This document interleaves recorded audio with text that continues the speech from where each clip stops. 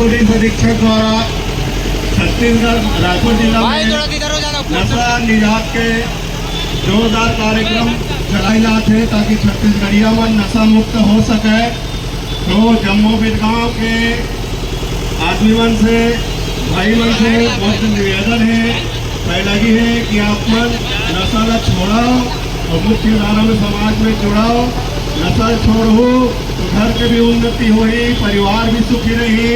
तो आप मन से अनुरोध है कि ये नशा कार्यक्रम में हमारे पुलिस वाला भाई मन सहयोग दाओ, वरिष्ठ पुलिस अधीक्षक जी के जो जोरदार होता है वो सहयोग दाओ ताकि छत्तीसगढ़िया मन नशा मुक्त हो सके, उन्नति कर सके।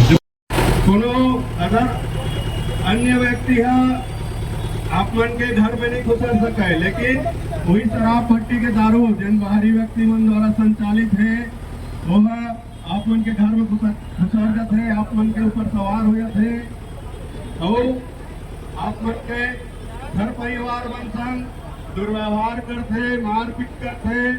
तो पुनः हम और छत्तीसगढ़िया भाई मन से गाँव के भाई मन ना बोलाओ और नशा मुक्ति का सम्मिलित हो।